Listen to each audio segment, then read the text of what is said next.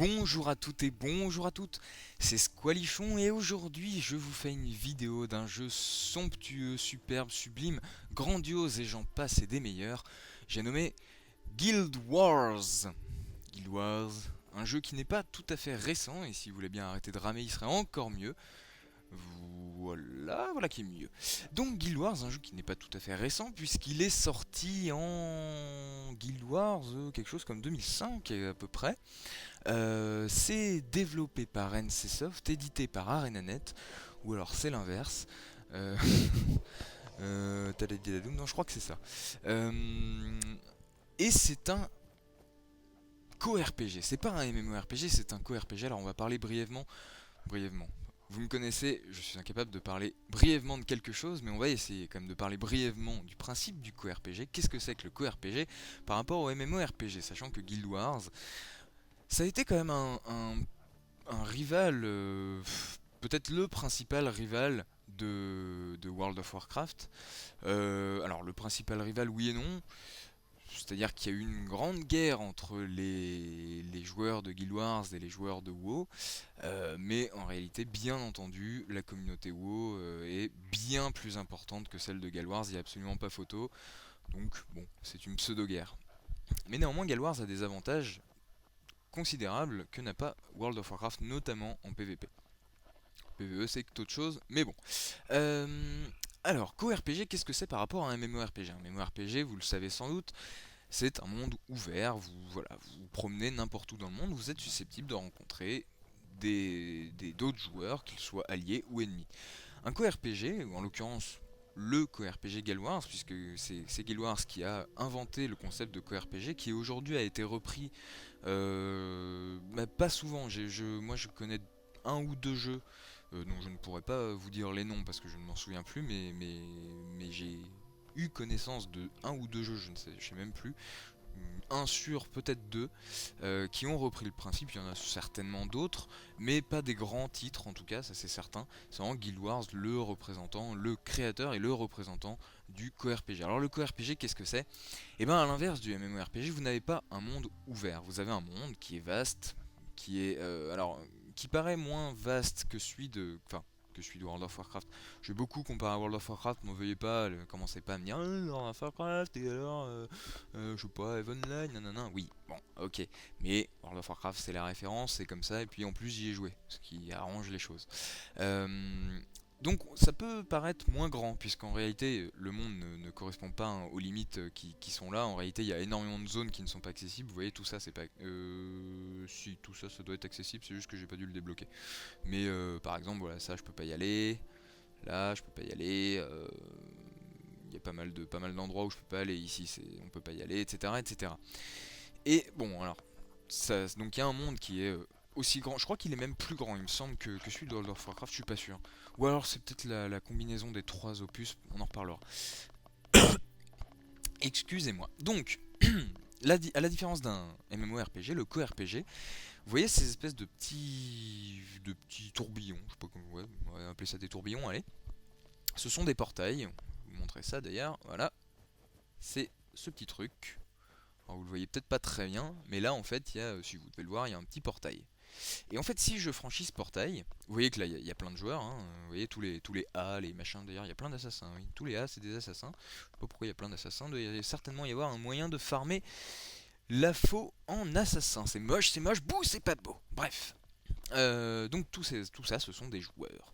Si je sors donc dehors, je ne pourrai plus rencontrer ces joueurs. Si eux-mêmes sortent derrière moi, je ne pourrai pas les rencontrer, puisque nous serons dans une zone qui nous est propre. Moi, je serai dans ma zone, ça sera la même, hein, fondamentalement, mais voilà, moi j'aurai ma zone et les autres joueurs auront leur propre zone.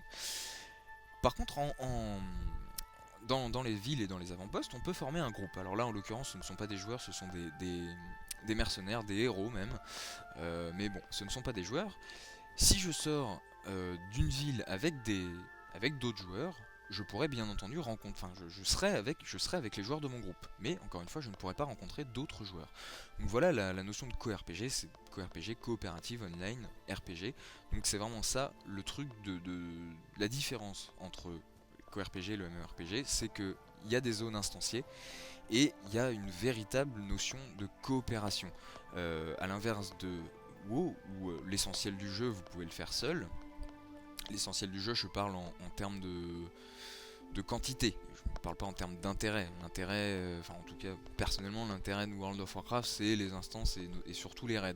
Et ça, évidemment, vous pouvez pas faire. Hein, bon, voilà, vous ne pouvez pas le faire seul.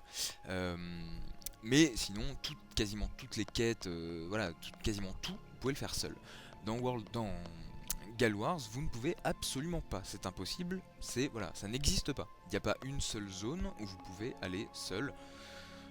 Mis à part les zones de début, et encore, ouais, et encore, non, même pas en fait, il y a juste l'Eden où vous pouvez être seul, euh, qui est une. Oula, qui est l'Eden, c'est une zone très, très particulière, on en reparlera un petit peu de ça. Euh, Sinon, vous êtes obligé d'être dans des groupes, alors pas forcément de 8, 8 étant le. Non, pas le maximum d'ailleurs, mais il y a quelques zones, mais très particulières où on peut être 12. Mais sinon, c'est 8 le maximum. Vous avez des zones où vous pouvez être 4, même 2. 2, je me demande si c'est pas juste dans l'Eden d'ailleurs. C'est peut-être que dans l'Eden. Je suis plus sûr. Je vous avoue que ça fait très longtemps que j'y ai pas joué. Enfin, très longtemps, non, mais ça fait un petit moment quand même. Euh, donc, bon, je vais peut-être dire des bêtises. Hein, si certains sont connaisseurs, ils me corrigeront. Qu'est-ce que je disais du coup? Je ne sais plus évidemment. Vous avez des groupes de 4 et des groupes de 6 et donc des groupes de 8 qui sont les groupes le plus commun. Euh, voilou pour un petit peu la différence entre RPG et MMORPG et donc un groupe qui, tant qu'à faire, essaye d'être un groupe cohérent, quoi. C'est ça aussi la grande force de Guild Wars, mais ça, on va y revenir un petit peu après. Je veux juste vous expliquer un petit peu pourquoi je vous fais une vidéo de Guild Wars, puisque Guild Wars, je vous l'ai dit, c'est sorti en 2005, donc c'est pas un jeu récent. 2005, je crois, ouais, je crois que c'est 2005, c'est peut-être 2006, mais il me semble que c'est 2005. Euh, donc c'est pas un jeu récent et c'est pas non plus un jeu vieux, c'est pas un oldies. Donc pourquoi faire une vidéo de Guild Wars? Bien entendu, et d'abord parce que il y a l'actualité de Guild Wars 2 qui va sortir, qui pour le coup sera un MMORPG et qui s'annonce comme une énorme tuerie. Je vous invite, si vous êtes amateur de MMORPG, à vous renseigner sur Guild Wars 2 qui va vraiment envoyer du gros steak. Je suis presque attristé parce qu'on parle beaucoup de Star Wars The Old Republic, auquel je ne retire rien. Ça va sans doute être un très bon jeu, même si personnellement il m'attire pas des masses. Je trouve la direction artistique pas très intéressante, et en plus étant inconsidérable, enfin ça n'allait rien dire, donc étant un très grand fan de Star Wars, je suis assez sceptique quant à un jeu dans l'univers de Star Wars. Même si c'est vrai qu'en général ils sont plutôt. Ils respectent assez bien l'ambiance et ils ont intérêt, à mon avis, ils doivent avoir une méchante pression. Mais bon, voilà, j'ai un peu de mal à accepter ça. Mais bon, ça n'empêche que a priori ça va être un très bon jeu. De toute façon, c'est développé par BioWare et à part Dragon Age. Non, pas Dragon Age. Si, c'est ça. Non, pas Dragon Age, qu'est-ce que je raconte? C'est. Bop. Dragon Age. Je sais plus. Mercredi. Oh, trou de mémoire, excusez-moi. Enfin, le 2. Voilà, qui est une pure bouse. BioWare, c'est plutôt des excellents jeux, donc a priori Star Wars The Old Republic sera un bon jeu, mais je regrette quand même qu'on parle énormément de ce jeu, beaucoup de joueurs l'attendent, tant mieux, mais on délaisse un petit peu Guild Wars 2, je trouve, et honnêtement, renseignez-vous sur ce jeu, ça s'annonce comme une énorme tuerie. Ils ont repris je vous en parle brièvement, je suis désolé, je suis obligé parce que c'est le jeu que j'attends par-dessus tout. Vous pouvez être sûr que celui-là, je vais vous le saigner dans une grande largeur quand il sortira, s'il sort un jour, s'il vous plaît.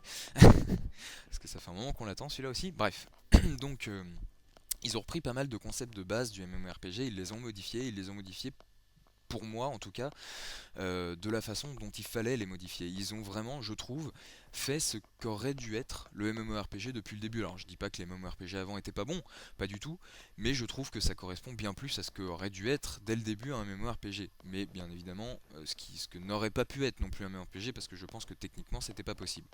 Mais bref, honnêtement, renseignez-vous là-dessus. Si vous êtes amateur de Guild Wars et de MMORPG pardon, et que vous ne connaissez pas très bien Guild Wars 2, je vous invite vraiment à vous renseigner là-dessus. Vous allez être très agréablement surpris, je n'en doute pas une seule seconde.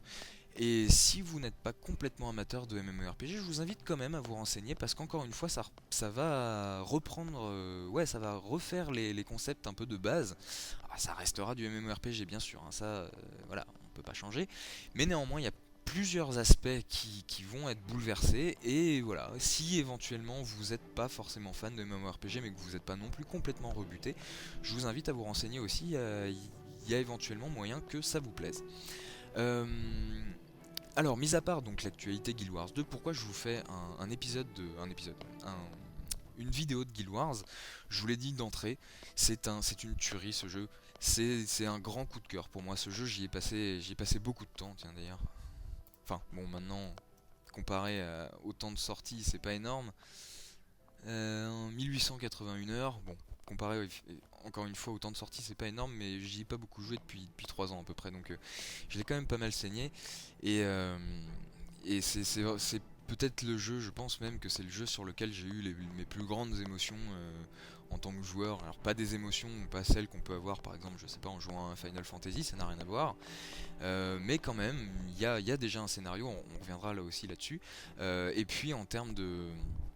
Tiens, je vais aller, parce que je vais vous montrer un aspect, mais je vais aller friter un petit peu du mob en attendant. Je vais me foutre en difficile, sinon ça va pas être marrant. Hop, hop là, nous revoilà, excusez-moi, je suis obligé de faire une petite coupure en fait. À chaque fois qu'on passe un portail, je sais pas pourquoi ça fait planter le jeu quand je filme. J'avais zappé ça. Donc, voilà, nous revoilà, je vous disais, c'est différent des émotions, donc par exemple d'un Final Fantasy, mais néanmoins, voilà, il y a quand même eu des belles émotions, encore une fois. Il y a un scénario dont je vous parlerai brièvement, encore une fois brièvement, entre grandes guillemets, mais bon, voilà. Donc, on va essayer. Excusez-moi, je suis en train de crever. Donc, trêve de papotage là, foutez-vous sur la gueule un peu. Donc voilà, c'est vraiment un jeu. Enfin, c'est vraiment un grand coup de cœur quoi pour moi. Et j'avais essayé de vous le faire une première fois. Et puis, d'une part, à cause effectivement du fait que ça bug, à chaque fois que je passais un portail, ça m'avait vite gonflé. Et puis, je m'étais dit, bon, en fait, c'est un jeu, tout le monde connaît, c'est pas un jeu récent, donc il n'y a pas d'actualité, machin, c'est pas un jeu vieux non plus, donc c'est pas un oldies, donc est-ce qu'il y a vraiment un intérêt à vous le faire? Et puis, je me suis rendu compte, en fait, dernièrement, que finalement, eh ben, tout le monde ne connaissait pas forcément Guild Wars. Et ce qui est quand même bien dommage, parce que c'est une pure tuerie. Alors on va parler brièvement du scénario avant de vous expliquer un petit peu le principe du jeu qui est bien complexe. Alors le scénario, alors faut savoir que vous avez donc 3 maps. Alors vous avez 3 maps, oui et non. Il y a 3 jeux en fait, il y a 3 jeux et demi, on va dire, bon, il y a 3 campagnes sur 3 cartes différentes. Prophétie, donc celle-là, qui est le premier. Faction, qui se passe dans un univers asiatique. Nightfall, qui se passe dans un univers africain, on va dire, ouais, très avec la savane, un univers très désertique, etc., etc. Très beau, néanmoins, très très beau. Encore. La direction artistique de Guild Wars, c'est magnifique, parce que notamment dans Nightfall, je pense que Nightfall, en tout cas, c'est une des plus belles réussites de ce point de vue-là, je trouve, pour la simple et bonne raison que c'est compliqué de faire un jeu, bah, voilà, dans le désert, tout en gardant justement une certaine hétérogénéité, c'est difficile à dire ce mot-là, dans dans les décors, et ce qu'ils ont très très bien réussi, ce qu'ils sont très bien parvenus à faire. C'est vraiment un très très beau jeu. Nightfall, c'est deux très beaux jeux de toute façon, les Guild Wars, hein, mais c'est vrai que Nightfall, un petit plus parce que je trouve ça plus compliqué encore dans un univers qui voilà, est censé être assez uniforme et finalement parvenir. C'est un peu comme Northrend dans World of Warcraft si vous voulez, bien que Northrend, je suis pas complètement fan, mais c'est un autre problème. Euh, alors, donc, or donc, or donc. Euh, Nightfall, il y a Faction qui est dans asiatique, il y a Nightfall qui est donc africain, il y a et c'est tout. Voilà, vous avez les 3 campagnes comme ça, et puis vous avez comment ça s'appelle? Vous avez Eye of the North qui est un add-on pour le coup, donc il faut avoir l'une des 3 premières campagnes. Euh, Et qui, bah, justement, tiens, je vais pouvoir le montrer. C'est l'envoûteur, tue-moi l'envoûteur, parce qu'il est... Oh, ça c'était con. Oula, oula, oula. Ah, ça lag en plus. C'est délicat. Alors je vous dis, ça fait longtemps que j'y ai pas joué, hein, donc soyez pas... hein, ceux qui connaissent, je sais que ce que je fais c'est n'importe quoi. Là, là, là, là. En plus Charlotte est morte. Ah, Charlotte. Ah non, c'est la... Non, c'est l'araignée. C'est l'araignée, je crois, Charlotte. Attends, ombre. Ombre. Est-ce que c'est... Ouais, c'est ça. C'est son araignée. Bon, rien à foutre. Qu'est-ce que je disais? Oui, alors... Agro... Voilà, laissez le groupe peinard. Donc, Eye of the North, en fait, va rajouter, en gros, toute cette zone-là. Toute cette zone au-dessus. Donc, cette zone-là, en réalité, puisque tout ça, il n'y a pas. Cette zone-là, cette zone-là, cette zone-là, et puis 2-3 petits trucs par-ci par-là, ici aussi. Ici, et puis un petit bout par là, enfin voilà, des petits bouts un peu disséminés. Donc ça rajoute une bonne grosse partie de la map, et puis surtout ça fait une espèce de transition entre Guild Wars 1 et Guild Wars 2, puisque Guild Wars 2 sera plus ou moins la suite de Guild Wars 1, je crois que c'est 1000 ans après, il me semble, si je dis pas de bêtises. Donc c'est pas une suite immédiate, mais bon, quand même, il y aura évidemment des petits Easter eggs, qui seront pas vraiment des Easter eggs, mais des petites anecdotes que les connaisseurs de Guild Wars seront ravis de déceler. Oula, oula, oula, on se calme tout de suite là. Putain, ils attaquent les moines en premier, les salauds. Salaud. Donc. Alors, je vais pas vous faire les scénarios de toutes les campagnes, je vais vous faire juste celui de cette campagne-là, puisque c'est personnellement la campagne que je trouve la plus aboutie. Et puis en plus, c'est celle-là qui sera la base de Guild Wars 2. Les autres sont, voilà, c'est un peu, c'est pas anecdotique, mais c'est autre chose. Donc vous débutez dans le royaume d'Ascalon, vous êtes un des sujets du royaume d'Ascalon. Le royaume d'Ascalon, je vous parlais de l'Éden tout à l'heure, en fait, l'Éden, c'est cette zone-là, grise. Alors pas tout à fait, c'est plutôt cette zone-là, ici. Et l'Éden porte merveilleusement bien son nom, d'ailleurs il ne porte pas ce nom-là en réalité. Enfin, pas que je sache en tout cas, mais les joueurs, là, il me semble que c'est les joueurs qui l'appellent l'Éden. Je crois pas que la zone s'appelle comme ça. Je crois non, ça s'appelle pas comme ça en fait. Et donc l'Éden porte... Voilà, les joueurs l'ont appelé comme ça, puisque justement, on débute dans un univers merveilleux, bucolique, avec plein de petites fleurs, un petit ruisseau, le vent dans les cheveux, tout ça, tout ça. Et puis, Ascalon, donc, je vais vous faire un petit cours d'histoire d'Ascalon. Ascalon est protégé par ce mur, vous voyez, hop, ici, il y a un mur, hop, hop, qui sépare le royaume d'Ascalon, alors sachant que le royaume d'Ascalon, avant, allait jusque là, mais petit à petit, les Chars, dont le territoire est ici, sont venus conquérir le royaume d'Ascalon, et se sont heurtés donc au grand mur, le grand rempart, voilà, le grand rempart qui protège le sud du royaume d'Ascalon. Au début de la partie, vous êtes donc envoyé pour défendre justement le grand rempart. Et puis en réalité, les ritualistes du blanc manteau, eux, ils sont un peu vénères. En plus, j'ai des gros freeze évidemment parce que c'est quand même beaucoup plus marrant. Oulala, oulala. C'est bon, ça passe. Voilà, excusez-moi, non, ça passe pas, si ça passe. Voilà, c'est bon. Je suis désolé, hein. Théoriquement, je devrais pas tarder à... Enfin, pas tarder. Disons que j'ai prévu de changer de PC. Ici un temps relativement court. Bref. Me saut de guérison. Oh, bah donc ça marche bien. Alors, qu'est-ce que c'est que ça? Collectionneur, on s'en fout.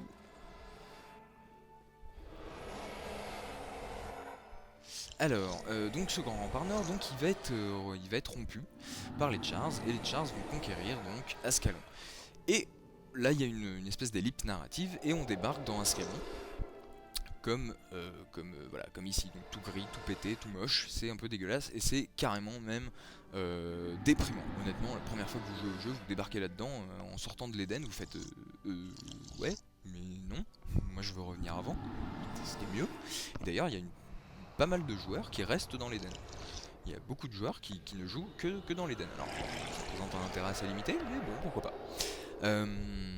Donc en tant que voilà, vous arrivez à Ascalon et donc le but va être de repousser les Chars. Vous allez donc suivre le prince Rurik, le prince d'Ascalon, qui va mener les troupes à travers les coops, qui sont qui sont représentés par ces casques là, qui sont des missions scénarisées qui vont donc faire avancer l'histoire. Vous allez donc arriver à l'académie de Nolani, il me semble que c'est la dernière si je dis pas de bêtises, oui c'est ça, l'académie de Nolani, et vous allez reprendre l'académie Hein. Bon. Euh, Arrivé donc à la fin de l'académie de Nolani, que vous reprenez, le roi arrive et dit bravo, youpi, on a libéré, enfin on a en tout cas contribué à la libération d'Ascalon. Et en réalité, on se rend compte, nous, en libérant Nolani, que les forces Chars sont beaucoup trop puissantes. On arrive certes à reprendre Nolani brièvement, mais on se rend compte qu'on ne pourra pas la garder. Et donc le prince Rurik dit à son père, le roi, que en réalité, on ne pourra pas garder Ascalon et qu'il faut fuir Ascalon pour se réfugier en Crite, un autre royaume humain, histoire éventuellement de se renforcer et après coup, pourquoi pas, de reconquérir Ascalon. Le roi refuse et Rurik fuit avec une partie des Ascaloniens, dont nous, et donc on passe dans les montagnes enneigées, les cimes froides du nord, pour arriver donc en Crite. Alors dans les cimes froides du nord, on rencontre quelques péripéties, et arrivé en Crite, je ne vous spoilie pas, il se passe un truc dans les cimes froides du nord, et arrivé en Crite, finalement le scénario change complètement. Notre but n'est plus du tout de défendre Ascalon, qui est perdu, mais la Crite est en fait soumise à une secte qui la défend. En fait, elle est attaquée par des morts-vivants et la secte défend la Crite contre les morts-vivants. On arrive dans cette situation-là en se disant c'est une secte plutôt cool, même si elle est un peu chelou, mais enfin bon, elle défend quand même les gens. Et puis évidemment, d'ailleurs oui, vous vous en doutez puisque je suis en train de les frapper, la secte en question. Évidemment, bon, il se trouve que en réalité, elle est pas si cool que ça, cette secte. Oula. Barrez-vous. Et donc, après coup, donc le scénario évolue, etc., etc. Et donc c'est sur cette base, je vous raconte pas tout. Bon, même si a priori c'est un peu tard pour le refaire, mais enfin pourquoi pas.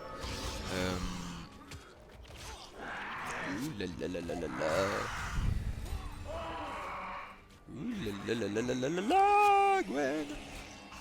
Est-ce qu'elle est... Ah, mais il y a un boss. Ah, et puis c'est un moine en plus.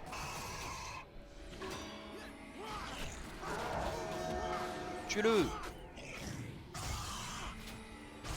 Merde, non, c'est pas ça que je voulais faire. Ah. Yeah.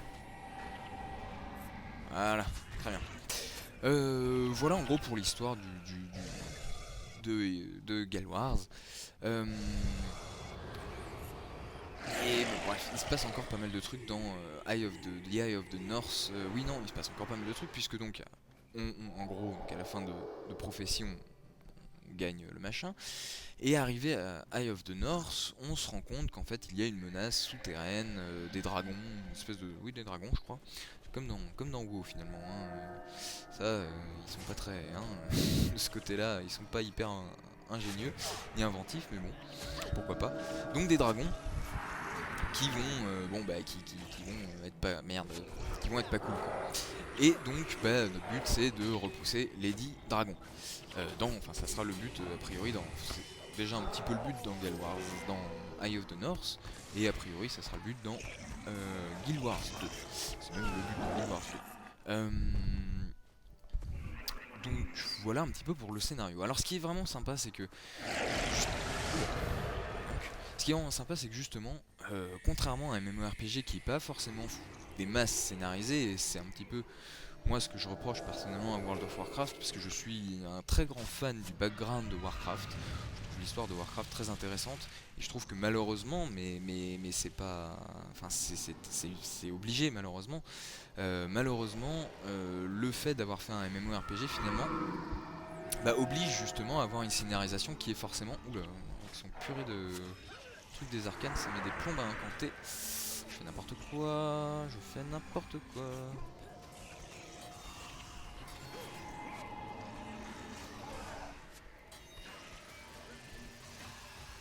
Oui, je sais, je fais n'importe quoi.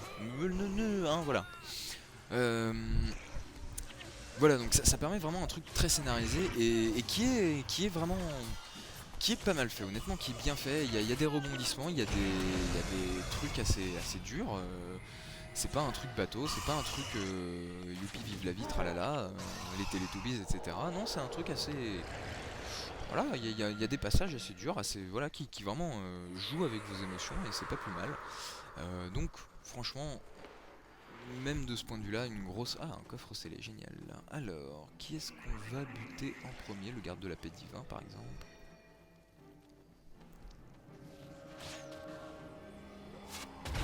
Trololololololololol, trololololol. Aïe aïe aïe aïe aïe. Ah non.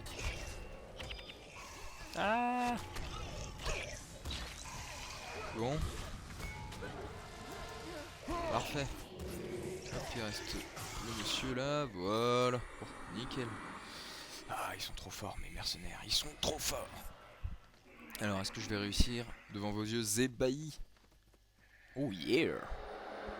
Votre nécessaire de crochetage, c'est brisé. Merde. Fu. Tant pis, c'est pas très grave. Alors, où est-ce qu'il est? Où est-ce qu'elle est? Elle est là. Armure moins 5, énergie moins 5. Armure plus 5, énergie moins 5. C'est pourri. C'est pourri du fion. Bon, c'est pas grave. Ah, il y a Togmar qui m'appelle. Bon, je vous retrouve dans un instant. Et hop, nous revoilà, excusez-moi l'ami Togmar, voulait tourner. Il tournera un peu plus tard, nom de glas.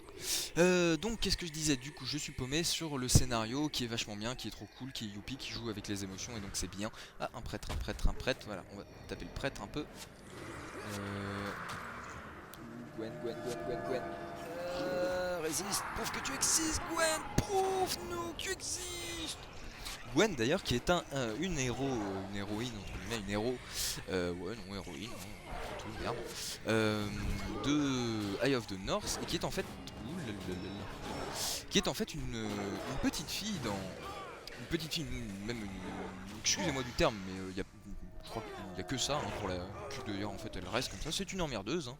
C'est une emmerdeuse quand c'est une gamine et finalement elle reste un peu emmerdeuse après coup. Et en fait on la retrouve donc dans Eye of the North quand elle a grandi et c'est assez marrant, c'est assez intéressant je trouve. Et d'ailleurs bien évidemment Gale Wars The Eye of the North, hein, je vous laisse faire l'acronyme. Gale Wars The Eye of the North, ça fait Gwen, si vous enlevez le T de The évidemment. Et sinon Gale Wars GW Eye of North E-N. Ouh putain ça fait mal ça. Et donc Gwen. Donc voilà, c'est un peu le personnage principal de cette de la de la campagne Eye of the North. Hop. Euh, Voilou. Ah, qu'est-ce que c'est que ça? C'est de la merde ça. Ah non, c'est un cauchemar. Hop là, nous revoilà, excusez-moi, j'ai eu une petite déconnexion, du coup je me retrouve à nouveau dans le temple, comment ça s'appelle, le temple de la scénarité, le temple des âges, le temple de la scénarité, pas du tout. C'est pas bien grave, puisque de toute façon j'avais globalement fini sur le scénario et que j'allais vous parler du principe du jeu, donc ça tombe bien puisque j'avais besoin de revenir en ville, donc tout va bien. Je finis vite fait donc sur Gwen, je disais, voilà, c'était le personnage principal de Gale Wars The Eye of North, et voilà, et donc c'est une emmerdeuse finie. Hein. D'ailleurs, c'est pas pour rien, à mon avis, qu'ils l'ont foutu envoûteuse. Envoûteuse, c'est la profession pour moi qui symbolise un petit peu Guild Wars, parce que c'est une profession assez peu commune dans l'univers des RPG, et c'est une profession hyper intéressante, hyper compliquée aussi à jouer. Enfin, ouais, on va dire compliqué. Allez, hein, soyez pas tatillons, on va dire compliqué. Et et en fait dont le but globalement c'est de faire chier le monde. Voilà. C'est une profession qui peut faire chier l'intégralité des autres professions. Voilà. Alors après évidemment ça dépend du build, mais on va reparler de ce que c'est qu'un build un petit peu après. Un petit peu après non d'ailleurs, tout de suite maintenant. Donc dans Guild Wars vous avez plusieurs professions, vous avez moine, vous avez élémentaliste, vous avez re-élémentaliste, envoûteur, moine, nécro, guerrier, rôdeur, et il y en a d'autres, envoûteur, donc j'ai dit nécro-parangon, là le petit P, nécro-parangon. Alors attendez, ce qu'on va faire c'est qu'on va en expulser un, hop. Donc on a guerrier évidemment, rôdeur, moine, nécro, envoûteur, élémentaliste, assassin, ritualiste, parangon, derviche. Voilà ce qu'on a comme profession, sachant que, comme vous pouvez le constater, moi je suis moine, mais je suis aussi élémentaliste. Je suis moine élémentaliste, alors qu'est-ce que c'est, comment ça marche, etc., etc. C'est ici. Je suis moine, donc j'ai droit aux compétences de moine, bien entendu, prière de guérison, prière de châtiment, prière de protection et faveur divine, mais je suis également élémentaliste, donc j'ai le droit à magie de l'air, magie de la terre, magie de feu, magie de l'eau. Sachant que faveur divine, c'est une compétence qui ne va être accessible qu'aux moines. Alors, quelqu'un qui serait élémentaliste moine, par exemple, n'aurait pas accès à faveur divine parce qu'il serait élémentaliste, d'abord, et en profession secondaire, moine. Donc il n'aurait pas accès à cette compétence, enfin à ces caractéristiques voilà, exclusive aux moines. A l'inverse, moi, en tant que moine élémentaliste, je n'ai pas accès à la compétence exclusive aux élémentalistes, qui est conservation d'énergie, qui permet d'avoir une plus grande quantité de mana. Les rôdeurs, c'est expertise, si je dis pas de bêtises, j'ai pas de rôdeur là sous le... Si j'ai Magritte, théoriquement, elle est où Magritte, elle est là. Magritte, c'est expertise, je crois. Hein. Il me semble que c'est expertise. Oui, c'est expertise. Qui fait que pour chaque rang d'expertise, le coût en énergie de tous vos rituels, attaques et compétences de contact et compétences de rôdeur est réduit de 4%. Voilà, bon, bref. Évidemment, il y a également des compétences qui dépendent de faveur divine. Tous ces sorts, notamment. Tous ces sorts dépendent de faveur divine, et plus vous aurez de points dans faveur divine, plus ils seront efficaces. Voilà, donc il y a beaucoup de professions, et c'est ça la force de Galwars, c'est qu'il y a énormément de professions, énormément de compétences par profession, et comme vous pouvez cumuler deux professions, vous avez accès à un nombre de compétences colossal, puisque là moi j'ai accès à toutes les compétences d'élémentaliste en plus, mis à part les compétences qui dépendent de conservation d'énergie en l'occurrence, et même d'ailleurs d'une manière générale, les compétences qui dépendent de la compétence exclusive à la profession ne sont pas très nombreuses. Moine, cela dit, il y en a pas mal, et elles sont relativement utilisées. Mais c'est vrai que, enfin, en tout cas, élémentaliste, c'est pas très utilisé, les compétences de conservation d'énergie, il n'y en a pas des masses. Bon, après, je vais pas vous parler de toutes les autres races, ça serait un peu compliqué, mais bon, voilà, bref, il y a une infinité de compétences, je vous montre ça un petit peu. Sachant que là, je ne les ai pas toutes, hein, bien entendu. Bien entendu, bien entendu. Hop, hop, voilà. Donc, on a 17 plus... Non, alors... conservation d'énergie. Tiens, je dis une connerie. Ah, je dis une connerie, tiens. Ah, mais je dis une connerie, autant pour moi, donc je peux également... je suis désolé, encore une fois, je vous dis, ça fait longtemps que j'y ai pas joué. Donc, on peut utiliser les compétences qui sont exclusives... Enfin, des caractéristiques exclusives des classes. Sauf que, bien évidemment, du coup... bon, en l'occurrence, voilà, notamment, aura de rétablissement, ça ne sert à rien, puisque je gagne 0 points d'énergie, étant donné que je n'ai pas de points dans conservation d'énergie. Par contre, le glyphe me servira. Bah, glyphe d'énergie mineure, effectivement, d'ailleurs, je l'utilise. Donc voilà, autant pour moi, je dis des conneries. Pour changer. Donc, ce qui nous fait deux compétences, plus 17, plus 2, plus 4, plus 3, plus 2, plus 20, plus 27, plus 27, plus 8, plus 14, plus 1, plus 9, plus 2, plus 12, plus 12, sachant encore une fois que je ne les ai pas toutes et que je peux changer à tout moment de profession secondaire, je vous laisse imaginer un petit peu le nombre de combinaisons possibles et imaginables. C'est colossal. Et c'est là toute la force de Guild Wars, puisque toutes ces compétences, à l'inverse de World of Warcraft, où vous pouvez avoir accès à toutes vos compétences, mais en réalité vous n'en utilisez que 3, puisque ce jeu est d'une simplicité extrême, notamment, enfin de plus en plus. Contrairement à World of Warcraft, vous ne pourrez utiliser que 8 compétences parmi toutes vos compétences.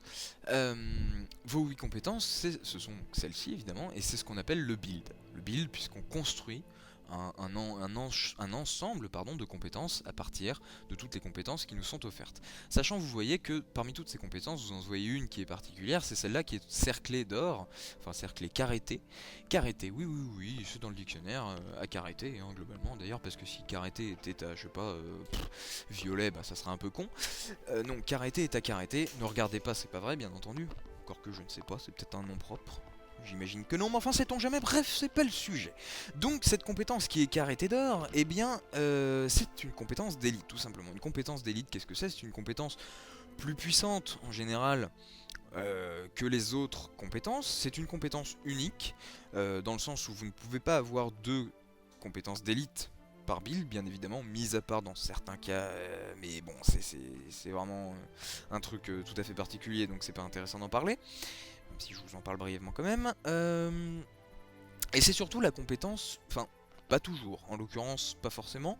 En l'occurrence, là, dans mon build, c'est pas forcément le cas, mais en général, c'est autour de cette compétence d'élite que va se construire le build. Par exemple, voilà, par exemple, flemme virulente, si je peux avoir la description s'il te plaît, merci. Frappe les ennemis près de votre cible, inflige 106 points de dégâts eau de feu. Nien. Aux ennemis souffrant déjà de brûlure, donc la brûlure, vous l'infligez avec, si je dis pas de bêtises... nanana, si l'ennemi... Non, ça c'est encore une fois, s'il est embrasé, ça l'embrase pas. Bah merde, comment tu l'embrases? Ah non, mais ça l'embrase, je crois. Voilà, inflige la brûlure aux ennemis qui n'en souffrent pas, et quand ils en souffrent de la brûlure, vous leur infligez plus de dégâts. Voilà, c'est ça. Donc vous faites ça, ensuite vous faites ça, ce qui vous fait récupérer des points d'énergie, puisque quand vous faites ça sur un mec qui est embrasé, ça vous fait récupérer de l'énergie, ça c'est pour des dégâts de masse, et vous refaites ça, etc. etc. Et bon, après ça c'est des petits trucs machin. Par exemple, lui c'est un build assez particulier, c'est beaucoup de protection, de sorts de zone. Donc ça c'est un sort d'élite de zone qui stun, etc. etc. Gwen, bon, Gwen c'est envoûteur, je vais pas vous en parler parce que ça va être galère. Taillade du dragon, vous gagnez 5 décharges d'adrénaline si l'attaque réussit, ce qui permet en fait au guerrier d'enchaîner toutes ses compétences quasiment tout le temps. Donc, ce qui est extrêmement intéressant bien entendu. Là c'est encore plus flagrant. Pour la rôdeuse, la flèche à pointe large, c'est une flèche qui va infliger la stupeur, qui est une condition, on reviendra un petit peu sur les conditions. Donc, elle va pouvoir infliger aussi le poison. Elle va pouvoir infliger... Non, c'est tout. Voilà, elle va pouvoir infliger la stupeur et le poison. Et avec épidémie, elle va pouvoir répandre la stupeur et le poison à tous les ennemis dans adjacent. Donc dans une zone qui est assez peu importante, mais quand même. Et puis ça, c'est des sorts d'interruption. Et quand on a la stupeur c'est une condition qui fait que vous incantez vos sorts en 2 fois plus de temps et que vous êtes interrompu lorsque vous incantez vos sorts à chaque fois que vous êtes attaqué. Ce qui est juste le fléau des mages. Voilou pour le build. Donc vraiment la grande qualité de Galwars et ce qui fait que le PVP est absolument génial, c'est ça, c'est que le joueur est bon s'il fait un bon build, s'il sait bien l'utiliser, mais il n'est pas bon parce qu'il a un bon stuff. Parce que le stuff dans Guild Wars n'existe pas. Alors le stuff dans Guild Wars n'existe pas, c'est pas tout à fait vrai, puisque vous voyez que moi en l'occurrence j'ai un bâton, voilà, vous voyez qu'il est vert, vous imaginez bien que par exemple, voilà, cette ceste farouche est blanche, les objets blancs sont des objets pourris. En l'occurrence un objet vert c'est un objet qui est plutôt bien, qui est même parfait en réalité, mais bon, enfin bref, c'est un peu compliqué. Donc, disons que si vous voulez, les bâtons verts, ce sont des bâtons qu'on peut trouver sur des boss, alors que ce qui est le plus apprécié, ce sont les objets dorés, que vous lootez pour le coup aléatoirement, donc qui sont plus rares, mais qui pour le coup ne sont pas forcément parfaits. Vous voyez que par exemple, moi j'ai des dégâts plus, bon, en l'occurrence c'est un arc, je m'en fous, ça me sert à rien, ça me sert juste à pouler les groupes. J'ai des dégâts plus 14%, le mieux étant dégâts plus 15%, alors qu'un objet vert, qui est certes moins rare, sera toujours parfait. Vous voyez que j'ai santé plus 30, c'est le maximum qu'on peut espérer. Énergie plus 5, c'est le maximum également. Réduit de moitié le temps d'incantation des sorts, chance 10%, c'est le maximum, etc., etc. Et ça demande également, requiert faveur divine 9. Ça signifie que pour avoir accès aux caractéristiques que me donne le bâton, je dois avoir au moins 9 points dans faveur divine. Sachant que, vous voyez que bon, lui, manque de bol, c'est 9 aussi, lui aussi, et lui aussi. Bon, évidemment, ah non, voilà. Le Légide exalté, vous voyez, requiert motivation 11. Voilà, là il me faut 11 points dans motivation. En l'occurrence, je ne les ai pas, puisque c'est quelque chose par rangon, mais je m'en fous. Voilà. C'est juste pour le kikoulol, puisque ça me fait un très beau bouclier et une très belle épée. Donc je suis très fier, parce que l'épée, elle est quasiment aussi grande que moi. C'est super bien. Bref. Donc ces bâtons, vous voyez que effectivement ils vous donnent des caractéristiques, mais ce sont des caractéristiques qui sont absolument pas déterminantes. C'est quelque chose d'assez énergie plus 5, je veux dire, c'est pas colossal, c'est un plus évidemment, et quelqu'un qui a un stuff excellent par rapport à quelqu'un qui n'a pas un stuff excellent aura un petit avantage, mais ça n'a strictement rien à voir avec WoW par exemple. Encore une fois, je vous l'ai dit hein, que j'allais comparer à WoW souvent, où vous prenez un mec qui vient d'arriver niveau 80 et un mec, alors bon maintenant c'est 85, mais moi quand j'ai arrêté c'était niveau 80, un mec qui vient d'arriver niveau 80 et un mec qui est niveau 80 et qui a le stuff Citadel Raid 25 en difficile. Il n'y a pas photo, le mec qui vient d'arriver 80 perdra tout le temps, même si le mec qui est niveau 80 avec tout un stuff de bourrin est le pire attardé de tous les temps, il ne peut pas perdre, c'est impossible. Bon, là, si, complètement, là, un mec qui a un bon équipement, mais qui tombe contre un joueur bien meilleur que lui, il va se faire démonter, il n'y a pas photo. Alors il va se faire démonter, oui et non, parce que ça dépend du build, ça, c'est clair, mais enfin, bon bref, pour faire simple, voilà. Quant à alors l'armure, vous voyez que armure 60, ça, pour le coup, vous l'avez très rapidement, tout le monde l'a très rapidement, il n'y a pas de souci. Pour les différents bonus, là encore, c'est quelque chose qui n'est pas colossal. Vous voyez, énergie plus 2, prière de protection plus 1, c'est pas énorme. Même la... Voilà, là j'ai prière de protection plus 3, mais en plus il y a santé moins 75%, moins 75, pardon, pas moins 75%, ce serait un peu embêtant. Ça dépend de la prière de protection plus 3, c'est une rune supérieure, et la rune supérieure donne plus 3 dans une caractéristique de la rune que vous avez choisie évidemment, mais ça vous fait aussi moins 75 de vie. Et c'est des objets qui sont pas très chers, et voilà, et qu'on peut acheter. Il n'y a pas à looter, il n'y a pas machin, donc tout le monde a accès très rapidement à un stuff tout à fait décent, et même bah, voilà, le meilleur qu'on peut espérer. Donc il n'y a pas aucune différence d'un point de vue voilà, de stuff. Vraiment, ce qui fait la différence entre les joueurs, c'est le skill pur et pur et brut quoi. Alors, sur ce, on va montrer un petit peu, hein, on va se faire une petite... Eh ben non, on va pas se faire une petite, pourquoi? Ah ben non, qu'est-ce que je fais? C'est pas du tout ça, moi, je suis con. Non, va-t'en, va-t'en, va-t'en. Hop, hop, hop. Alors ça encore, c'est vachement bien, c'est très immersif. Je suis devant la statue du dieu Balthazar, qui est le dieu de la guerre, bien entendu, le dieu de la guerre et le dieu du feu. Et je fais la commande Kneel, ce qui fait que je m'agenouille, et voilà. L'esprit de Balthazar débarque, et je vais donc lui papoter, et je dois lui payer 1000 d'or. Je fais une offrande de 1000 d'or au dieu Balthazar, et il va m'emmener du coup dans une zone d'élite. Ichou. Ouh, excusez-moi. Ah, Balthazar. C'est Balthazar, là, c'est le fantôme de Balthazar, il est un peu poussiéreux, là, ça me fait éternuer. Bref. Donc je vais le payer, ça va m'emmener dans une zone d'élite, qui est une zone d'élite de prophétie. Prophétie étant la première campagne du jeu, elle est relativement simple aujourd'hui, c'est pour ça que je me permets d'y aller avec des mercenaires. À l'époque, évidemment, c'était impossible, il fallait y aller avec des joueurs. Voilà, bon bref, j'y vais, je vous retrouve là-bas, puisque comme je vous dis, ça va me faire un écran de chargement et ça bug avec frappe, je ne sais pas pourquoi. Donc à tout de suite. Et nous revoilà dans la fissure du malheur. Oui. Et c'est parti. Allez, hop, hop, hop, hop, hop, on y va, on est parti, on est chaud, on est au taquet. Oh là là, dis donc. Mes aïeux, mais. Ouh là là. Donc c'est une zone d'élite, c'est toujours une zone d'élite d'ailleurs, qui reste un peu compliqué hein, quand même, faut pas déconner. D'ailleurs, Ouden, si tu te soignes pas, tu vas y passer. Hein. Voilà, merci. Alors la bête de l'ombre, elle fait mal, elle. Hop, on va se mettre dans les zones de protection de mes amis, de mon ami l'élémentaliste terre, celui-là, là, le Z patson, vous voyez qu'il fait protection des éléments, il fait également protection de contact. Est-ce qu'il l'a fait d'ailleurs, protection de contact? Non, il l'a pas fait. Ah mais ils sont à fond, ils attaquent alors que je leur ai pas dit.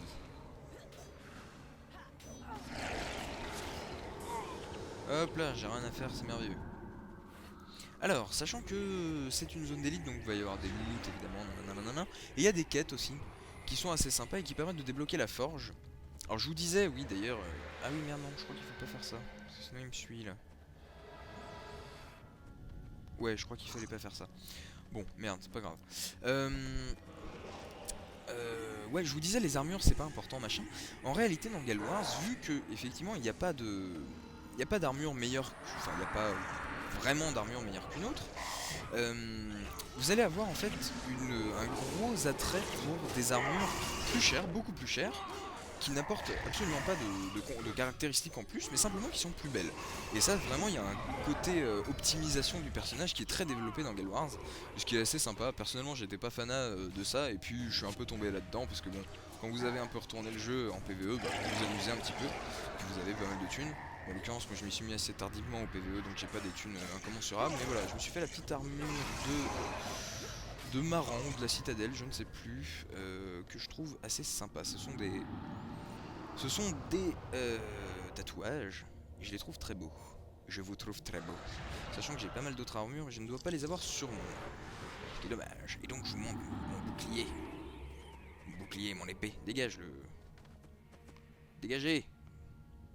Ma belle épée. Ma belle épée, mon beau bouclier. Beau bouclier avec, vous voyez, d'un côté l'ange et de l'autre côté le démon. Je sais pas si vous avez arrivé à voir, mais si vous retournez le bouclier, ça vous fait un démon, vous voyez, avec les yeux là, une espèce de moustache, un truc un peu glauque quoi. Bref. Hop hop hop hop hop. Alors. Donc le système de jeu. Vous voyez que j'ai 8 compétences. Alors bon, moi en l'occurrence, vous voyez que c'est très rapide. C'est beaucoup plus rapide, beaucoup plus nerveux que World of Warcraft pour ceux qui ont joué à World of Warcraft. Vous voyez que là, ce sort c'est un des sorts les plus longs à incanter, c'est 2 secondes, c'est l'un des plus longs. Non, le plus long d'ailleurs, je dis des bêtises. Le plus long c'est 5 secondes. Non, on va plutôt tuer le moine s'il te plaît, voilà. Le plus long c'est 5 secondes effectivement. C'est notamment la pluie de météores de l'élémentaliste qui est un sort absolument dévastateur. Bien que un petit peu moins utilisé maintenant, considérant que c'est un des sorts de prophétie et que maintenant, comme je vous disais, il y a des sorts, des nouvelles campagnes qui sont plus puissants. Ce qui explique pourquoi cette zone d'élite qui avant était compliquée, hein, c'était pas la plus dure non plus, mais bon, elle était compliquée quand même. Aujourd'hui, elle se fait un peu les doigts dans le nez, vous voyez là que je la fais relativement tranquillement. Alors que, encore une fois, ça devrait pas être aussi facile que ça. Merde, merde, merde, merde, merde. Dit-il, et ils sont tous en train de crever.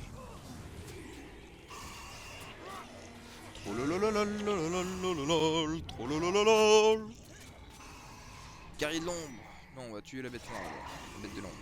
C'est bon, elle est morte. Alors, vous voyez qu'il y a un... Bon, ok, évidemment, au moment où je voulais vous montrer, il y en a plus. Alors, voyons voir. Vous voyez que je peux cibler, il y a un... Évidemment, les monstres ont des rôles bien particuliers. Le rôdeur, bon, c'est un rôdeur, hein, fort logiquement. Et je vous disais, c'est un co-RPG, il y a vraiment une notion, vous pouvez rien faire seul, et chaque rôle a son importance, et une importance vraiment énorme. Et c'est un petit peu pareil... Tout de suite, mon cher Gwenounette. C'est un peu pareil aussi pour les ennemis, qui ont également l'abyssal par exemple, c'est un guerrier, qui ont eux-mêmes donc des caractéristiques bien précises. Et il faut essayer de viser celui qui va être le plus embêtant pour votre groupe. Notamment par exemple, là on a 2 rôdeurs qui font des tirs de barrage, ça c'est chiant. En attendant, il n'y a que 2 rôdeurs, donc de toute façon on cible plus près. Hein. Mais de temps en temps vous allez tomber par exemple sur un groupe avec un envoûteur, un moine, un élémentaliste, un guerrier, etc. etc.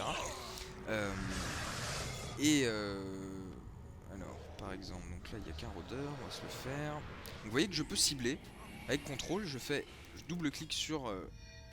j'ai à nouveau un petit coup de latence, ce qui va pas être très sympatoche, surtout quand on est moine, ça se passe pas très bien en général. C'est bon, ça revient. Je suis désolé, hein, il y a des petits coups comme ça, sans doute parce que Frappe se passe à une autre vidéo. D'ailleurs, donc là vous voyez que... Ah non, il y avait un moine qui part, non il est là-bas du coup maintenant. Vous voyez que là par exemple il y aura un groupe avec un moine, un guerrier et un autre guerrier. Bon celui qu'on va viser en premier ce sera évidemment le moine. Pour essayer de le faire tomber et derrière faire tomber les guerriers le plus rapidement possible. Ouais, je l'attaque à coup d'épée, ouais, je suis un fou moi.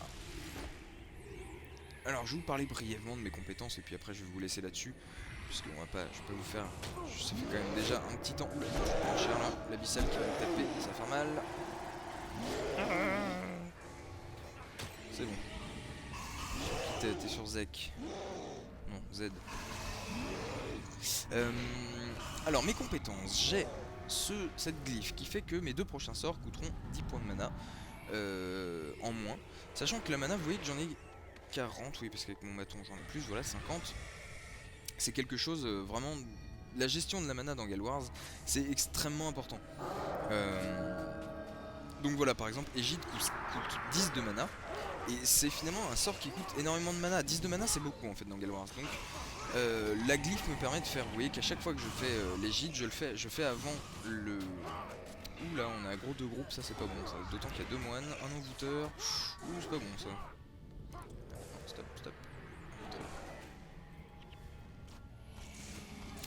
Donc à chaque fois que je fais les gîtes, je fais d'abord le glyphe d'énergie mineure, de sorte à ce que le sort ne me coûte rien. Vous voyez que ça me coûte pas de mana, ça me coûte 1 de mana, je crois que ça coûte 1 de mana minimum, enfin forcément. Donc l'égide, c'est un enchantement qui dure 11 secondes et qui octroie à toute votre équipe 50% de chance de bloquer les attaques physiques. Donc c'est tout simplement énorme. Mais vous voyez que ça dure que 11 secondes, c'est pas colossal non plus. C'est un marteau bélier, je m'en fous. Alors, le bouclier de vie, c'est un enchantement d'élite qui dure 8 secondes et les prochains dégâts subis ou le prochain vol de vie seront convertis en soins avec un maximum de 105 et effet initial au début lorsque je lance le sort, et c'est surtout pour ça que je le lance, c'est pour retirer des conditions. Alors je vous disais, les conditions, ce sont des trucs que peuvent vous infliger vos ennemis ou que vous pouvez infliger à vos ennemis. Par exemple, infirmité, ce qui va vous ralentir, saignement, ce qui va vous faire une dégénérescence de vie. On va voir aveuglement, donc vous avez 90% de chance de rater votre cible, ce qui est colossal et ce qui est très chiant pour les guerriers. Vous allez voir stupeur, dont je vous ai parlé, vous allez avoir encore d'autres, j'avoue que je les ai pas tous en tête, brûlure, voilà, bref, il y en a pas mal. Tiens, bah, j'ai fini la première quête, je vais vous la montrer, comme ça sera fait. Enfin je vais vous la montrer, je l'ai fini, donc voilà. Et donc ça supprime deux conditions. Vous allez avoir l'esprit protecteur pendant 24 secondes, donc c'est très long. Les dégâts subis sont réduits à 10% de la santé maximum de l'allié visé. Donc par exemple moi j'ai 486 points de vie, donc je ne pourrais plus subir que 48 points de dégâts maximum. Le bouclier d'absorption qui dure 7 secondes, il réduit les dégâts subis par l'allié visé de 5 points à chaque attaque. Ce qui peut paraître pas énorme, mais ce qui est en fait super bien. Je savais bien qu'elle était pas finie cette quête. À la bataille! Oula. Ah merde, il a... Ah oui, c'est parce que lui, il a des sorts qui lui pètent sa vie. Je pensais qu'il était attaqué, pas du tout en fait. Meurs! Il y a un coffre dans lequel il n'y avait rien. Youpi! Je suis heureux. Et voilà, 5000 points d'expérience. Ensuite, on a revers de fortune, enchantement qui dure 8 secondes, les prochains dégâts subis ou le prochain vol de vie seront convertis en soins, maximum de 84. La graine de vie, alors qui est un sort assez particulier puisque ça ne dépend ni de la prière de guérison, prière de guérison, ni de prière de protection, ni de prière, ni de prière de châtiment, ni de faveur divine. C'est un sort de lancier du soleil, alors c'est un truc encore un peu à part. Le moine, s'il te plaît. Ça c'est l'inconvénient quand vous êtes moine, c'est que vous êtes obligé de lui dire vas-y attaque, mais vous, moi je reste derrière quoi. Et du coup de temps en temps ils comprennent pas, parce que de temps en temps ils se disent tu veux qu'on back, tu veux pas qu'on back, tu veux qu'on fasse quoi. Allez Jorah, tu l'as, voilà bravo. Alors on va péter le guerrier, parce qu'en plus il est sur moi, j'aime pas ça. Mettre du soupir. Alors la graine de vie qui dure 5 secondes soigne les membres du groupe de 2 points de vie pour chaque rang de faveur divine à chaque fois que l'allié visé subit des dégâts.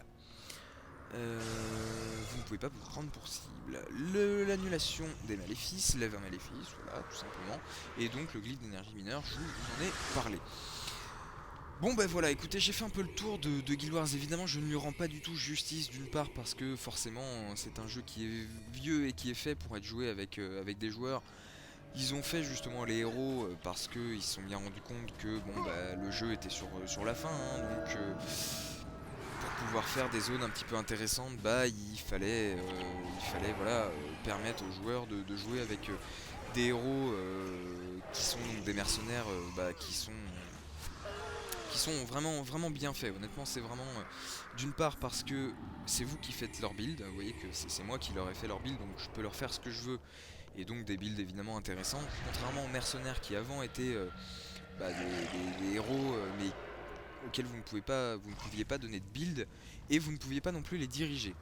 Là je peux dire, alors à 3 seulement, enfin à 3, voilà, je peux dire aux 3 premiers, tu vas là, tu vas là, tu vas là, je peux dire au reste, hop, vous allez là, donc ça c'est sympa. Et puis je peux même leur dire, tiens tu fais ça, hop voilà, et il le fait. Toi pareil, hop, et puis tu fais ça aussi dans la foulée, voilà. Donc je peux, il y en a qui manipulent leur héros en même temps que eux-mêmes. Moi je vous avoue que ça me fait chier, hein, mais cela dit de temps en temps si je le fais, mais bon. Enfin je le fais avec un, éventuellement deux héros, mais honnêtement c'est tendu. Hein. Donc bon, bref, c'est pas le sujet. Donc voilà, évidemment le jeu prend tout son sens avec d'autres joueurs. Et bon ben là je suis dans une zone vraiment facile. Voilà, y a pas de challenge, c'est pas très compliqué, nanana. Euh, mais vraiment, c'est vraiment un excellent jeu Guild Wars qui malheureusement n'a pas connu le succès qu'il a eu. Et c'est pour ça aussi que je vous l'ai fait. C'est parce qu'encore une fois, je me suis rendu compte que finalement, bah, il y avait beaucoup de gens qui ne le connaissaient pas. Et c'est dommage parce que c'est un excellent jeu. À noter d'ailleurs, je ne l'ai pas précisé, et c'est quand même quelque chose d'important, que c'est un co-RPG, ce n'est pas un MMORPG. Et l'une des gros avantages de Guild Wars, c'est que c'était un jeu gratuit. C'était un jeu gratuit, évidemment, vous payez le jeu, mais il n'y avait pas d'abonnement. Il n'y a toujours pas d'abonnement d'ailleurs. Et à noter au passage que Guild Wars 2 sera également sans abonnement et qu'il n'y aura pas d'item shop. Alors si, il y aura un item shop, comme il y a un item shop d'ailleurs dans Guild Wars, dans Guild Wars, comme je vous l'ai expliqué, le stuff c'est vraiment quelque chose qui passe au second plan. Alors évidemment dans Guild Wars 2 ça sera pas le cas, ça sera un MMORPG, donc on imagine que le stuff reprendra une importance un peu plus importante. C'est très moche comme phrase, mais bon bref, vous m'avez compris. Euh, Même si ils ont déjà dit que en PvP les joueurs auraient un stuff équivalent, tous. Donc ça c'est encore une fois une très bonne chose, ça évitera de faire un truc à la World of Warcraft où le PvP est une espèce de grande blague qui sans aucun sens et sans aucun intérêt. Pas sans aucun intérêt, mais c'est un peu du troll. Mais parce que pour avoir joué au PvP de Guild Wars et pour avoir joué au PvP de World of Warcraft, je vous assure qu'il y a clairement absolument pas photo. Hein, franchement, voilà. Bon. Euh, Tralali la l'air. Donc oui, Guild Wars 2 qui sera free to pas free to play, enfin il n'y aura pas d'abonnement. Il y aura un item shop, mais ce seront des item shops, je vous le disais. Il y a un aspect personnalisation du personnage qui est assez poussé dans Guild Wars et qu'on retrouvera évidemment dans Guild Wars 2, d'ailleurs dans la même forme. Hein, Non d'ailleurs faut que j'arrête de leur foutre des enchantements parce qu'ils les retirent, les briseurs d'éther. Hein. Et ça fait des dégâts. C'est ça aussi qui est extrêmement intéressant, c'est que contrairement à World of Warcraft où vous avez des sorts assez généraux, dans Guild Wars vous avez des sorts vraiment très spécifiques. Et notamment je vous parlais de l'envoûteur. Il a des sorts. L'envoûteur, je vous disais, c'est le mec qui emmerde le monde. Et pour emmerder le monde, eh ben, il se base sur ce que font les autres. Vous faites quelque chose, il va faire quelque chose par rapport à ce que vous faites qui va vous emmerder. Par exemple, alors le truc de base, c'est vous êtes en train d'incanter un sort et vous l'interrompt. Voilà. Sauf qu'il va pas vous l'interrompre juste en vous l'interrompant, il va vous l'interrompre en faisant en sorte que vous ne puissiez pas le refaire pendant un certain temps, ou alors en vous prenant plein de mana, ou alors en vous faisant des dégâts, ou bref, plein de choses. Il peut également, je sais pas moi, alors empathie c'est un sort que un envoûteur n'utilise jamais en réalité parce que c'est pas terrible, mais bon c'est assez clair pour expliquer un petit peu le principe de l'envoûteur, empathie, tout simplement. Ouh là je vais aggro 4 groupes, là ça va être la merde. Ça va être la merde. Ouh, ça va mal se passer là.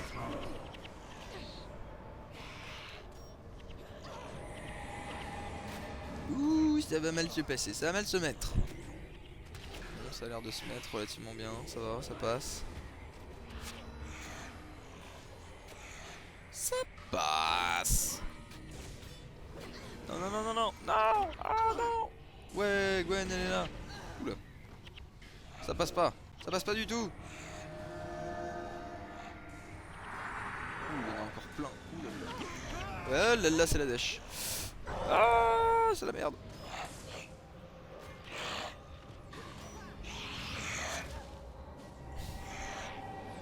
Et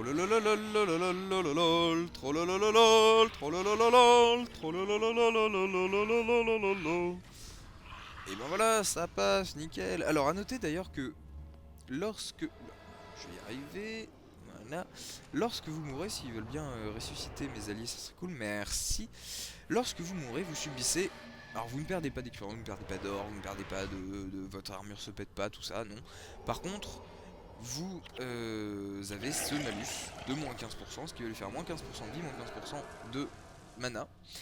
Et vous pouvez descendre à moins 60%. Et quand vous êtes à moins 60%, globalement, c'est la merde. Bon, voilà. Je crois que j'ai fait le tour... Non, je parlais d'empathie pour l'envoûteur. Alors empathie, en gros, vous allez foutre ça sur un guerrier, et quand il va taper, le guerrier, eh ben, il va subir des dégâts. Voilà, ça vous explique un petit peu le principe de l'envoûteur. Voilà, donc il y a des sorts vraiment très précis, ce qui fait la richesse du gameplay de Guild Wars, ce qui est vraiment un excellent jeu. Honnêtement, je suis même tenté de vous le conseiller si vous n'y avez pas joué. Alors certes, c'est clairement pas le bon moment pour s'y mettre, c'est un jeu, encore une fois, qui est sur la fin, hein. Guild Wars 2 va sortir, bon, cela dit, il y a encore du monde, mais bon, voilà, c'est quand même pas la fête du slip. Et puis voilà, 2005, ça commence à être un peu vieillot. Mais c'est un excellent jeu, vraiment, et je vous invite à vous renseigner. Je n'ai pas d'action chez Nanette ni chez NCSoft, je vous le promets, mais je vous invite à vous renseigner sur Guild Wars 2 parce que je suis persuadé que si en tout cas vous avez un certain intérêt pour les MMORPG, ça va vous plaire. J'en suis sûr et certain. Ça s'annonce comme une grosse tuerie. Moi, c'est le jeu que j'attends depuis des années et des années. Il est annoncé depuis 2006, je crois, 2007 peut-être, ce jeu. C'est de la folie. Voilà, pour Guild Wars, vraiment un excellent jeu, mon petit chouchou, un de mes jeux préférés, voilà, tout simplement, quoi. Une merveille de jeu. Voilà, bah écoutez, j'espère que cette vidéo vous a plu, j'espère que ce jeu vous a plu, parce qu'il le mérite, il mérite de vous plaire, et c'est aussi un compliment pour vous, parce que... Enfin, je vous laisse deviner, enfin, pas deviner, mais comprendre pourquoi, parce que je vais essayer d'expliquer, mais je vais galérer, donc ça va être chiant. Voilà, j'espère que ça vous a plu, je vous remercie d'avoir regardé la vidéo, je vous dis à bientôt pour une prochaine vidéo, a priori de Terraria, puisque Togmar me harcèle. Viens tourner, oui j'arrive mon Togounet chéri. Voilà, bon je vous remercie encore une fois et je vous dis à bientôt, ciao.